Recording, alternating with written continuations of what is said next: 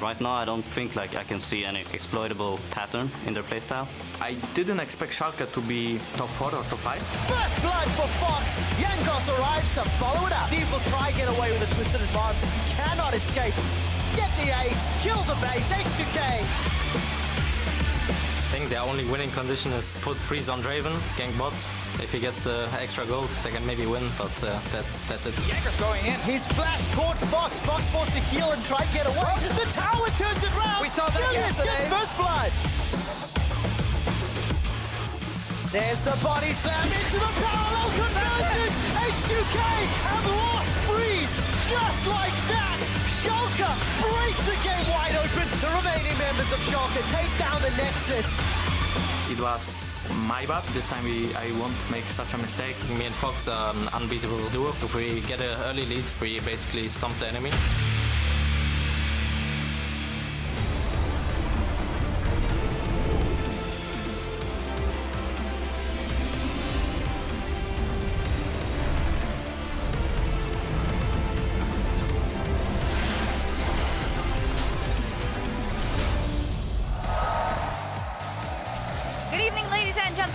Welcome to the European LCS. We are live from Berlin, Germany, where we're about to get into week 6 of our summer split. As the fans were filing in, we also saw Fnatic entering the building, obviously not in the best of spirits after their 0-4 week, and their Unicorns of Love setting up for their match versus Origen over in the studio just next door. And there's Origen themselves also setting up for that match. We'll see what they bring with their new coach, Aranea, and also his new haircut. Hello, I'm EpicSkillshot, and joining me at the analyst desk to help dissect our games tonight is Andy Vedius Day and Martin de Fisho Lunge. It's Friday, and it's our first show. Do you feel odd? A little bit odd. I mean, yesterday was kind of like, all right, get ready for the show, about to leave. I'm like, wait a minute. I woke up in a panic. I was like, there's no show. Like, Vedius even forgot his pen. So right don't now, stop reminding me. He doesn't have a pen. He only has one piece of paper as well. You can definitely judge a caster abilities on the amount of papers. And, I thought you were going to say Vedius forgot his pants, and I was like, oh. He forgot his pens, too. You'll never know. Well, on a more serious note, we're going to take a look at the standings, because that is what we are here for. A clear top 6 we see there developing, and that Giants position right there, they have 4 2-0 wins, and that is giving them this advantageous position in the top 6. But it's becoming quite clear that these teams really have the upper hand. Yeah, it's the value of having that 2-0. I mean, the fact that, sure, it's great having all these ties and, hey, we're not losing, but you're not winning either. Being consistently dominant over your opponents is what's allowing this top 6 to form, and that's what we're starting to see. So let me ask you this. Do you think it would be better for those teams, and also a lot of the players that we had who are like, oh, we got a tie again, I'm so sick of these ties. Would it be better for them to put all of their energy and preparation into one specific matchup that they know they can 2-0, and then not prepare as much for the second one? I would say yes and no. I would say yes if it comes to playing a team just around you in the standings and you feel like there's a lot of things to scout. As an example, we had Freeze obviously a few weeks ago when they played against Fnatic, and he said, you know, they put so much focus on this one game. They 2-0'd Fnatic. They knew exactly what they were doing, and that helped them get a 2-0 and win. If you can do that for every team, I would say yes. Definitely, you can pick one matchup that you 100% focus on, and maybe one you 50-60%. But I think for a lot of teams, it's actually not even the prep that's the issue. It's just when you sit on stage and play in-game, you make some of these dumb mistakes you don't make in practice, and that's where they lose. And then suddenly, like, the amount of prep you put into a game maybe doesn't matter specifically. I mean, how many teams have we seen have such a great game one where they're doing everything right, their drafts are really good, their execution is phenomenal, so then in game 2, one ban and they lose all hope. They revert back to all the problems that they've been having before. But they all say if they had a third game, they would have definitely won that. Well, I mean, of course. Of course. Once you get a 1-1, you were going to win the last game. That's how it works for both teams, obviously. So, yeah, that's why it's tough with all the ties, but it honestly comes down to inconsistency. We don't get enough 2-0s. Again, last split, when we had the 6 top teams and the 4 bottom teams, we'd have gotten a ton of 2-0s. Where it's like, okay, now again, you know, let's say Vitality of Spring Split will just destroy whichever team was down the bottom. Yeah, well, we'll see how everything evolves. We've got a couple of things to play with as the European LCS will be played on patch 6.13. Some very interesting changes. Tom Kench is buffed.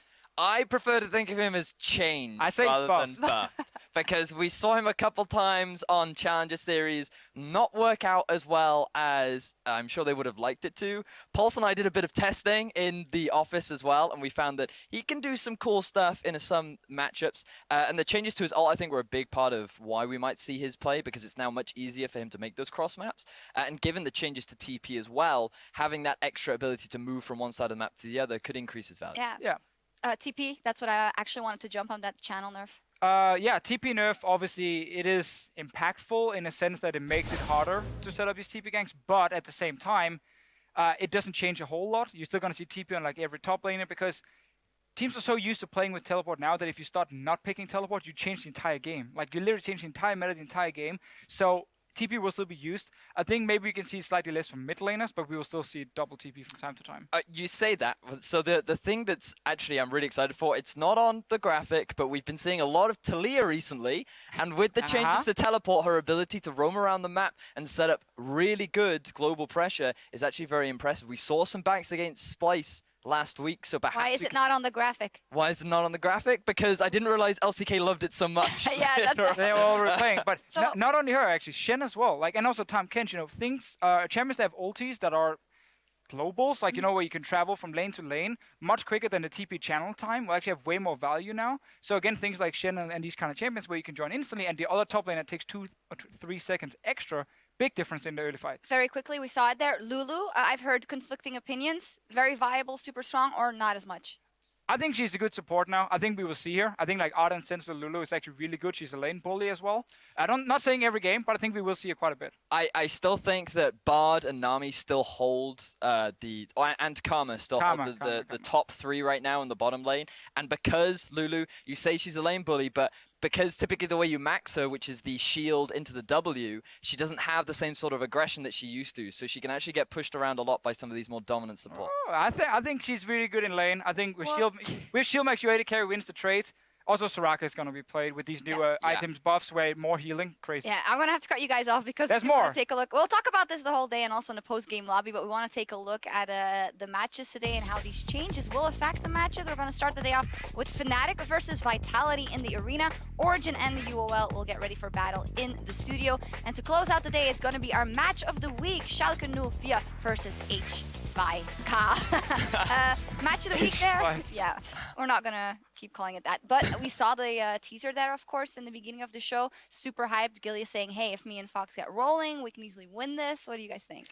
I think there are a lot of exciting games today, and I think that one will be a big determiner as to who might actually make our way into the top 3, because H2K seem to have been on a bit of a decline, a bit of a slump, and now we've got Schalke, who just seem to be improving week to week and are really impressing a lot of us, I feel. Yeah, and obviously we want to see H2K bounce back, because we expect them to be a much better team than they're showing right now. Definitely. After the finals, Nexus has been smashed today. We'll be loading into the post-game lobby with the help of Giants' jungler Maxlor to talk about all of today's action. And now with the top 6 teams pulling ahead in the standings for now, we want to hear from you. Get on Twitter and tell us, who do you think will earn or lose a playoff spot in the coming weeks and why? You know the drill. Tweet at LOL Esports. Use the hashtag EULCS. I'm going to ask you guys as well.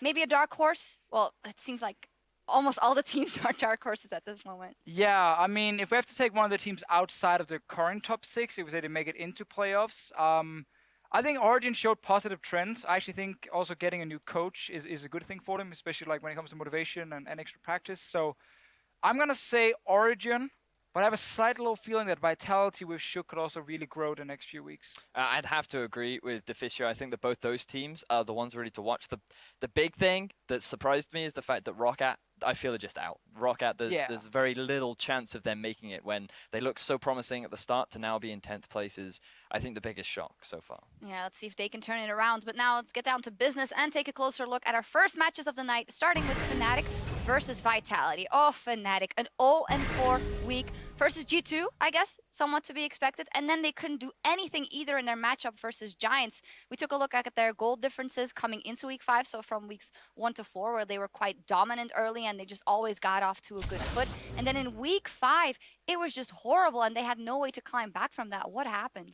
Well, I mean, we obviously went back and looked at the games, and it really stood out. There were just individual massive misplays where it wasn't necessarily like the entire early game plan that was wrong. It was like when you had to execute a specific move in the early game, you messed it up completely. Like think back to the Yellow Star play where he tries to headbutt flash. Actually, it's on your screen right now against Misty. Suddenly he flashes away from it, and now following that, G2 wins the fight on top side. And game snowball really out of control right now. So Fnatic makes these early game mistakes, and they got punished and couldn't do anything.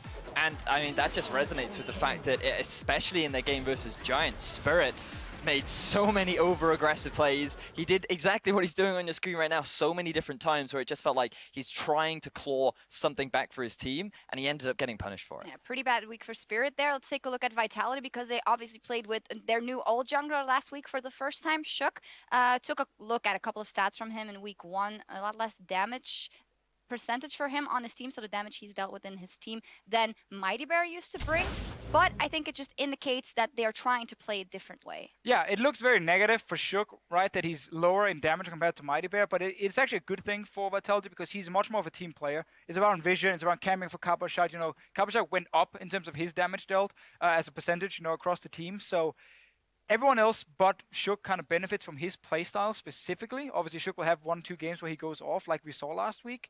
So I think actually Shook is a much better player for this Vitality lineup than Mighty Bear. All right, we'll see what happens. And over in the studio, Origen and the UOL will be looking for a much-needed 3 points. Both teams only have 9 points so far in the standings. Let's quickly hit on this. Obviously, OG, they managed to win a game versus Fnatic. Those late-game problems are still there, but they have a new coach. Aranea is in there. How much do we think this will change and how fast? Well, we definitely know that he is on good terms with the rest of his team, and as DeFisher mentioned earlier on, it does seem to be that he provides a lot of energy and motivation towards his team. And we saw a lot of cool clips from him at Worlds where he was definitely getting very excited. And we've also heard from the rest of the team that when they play with Peke, they just feel that the team has a better atmosphere. So when you have this energy combined with the positive environment that Peke brings, you start to have this healthy team environment that perhaps Origen are like. Yeah, we'll see what happens. Amazing did say in the post-game lobby that it was a do or die for them. They have to go 2-0, possibly 4-0 if they want to keep their chances at the playoffs.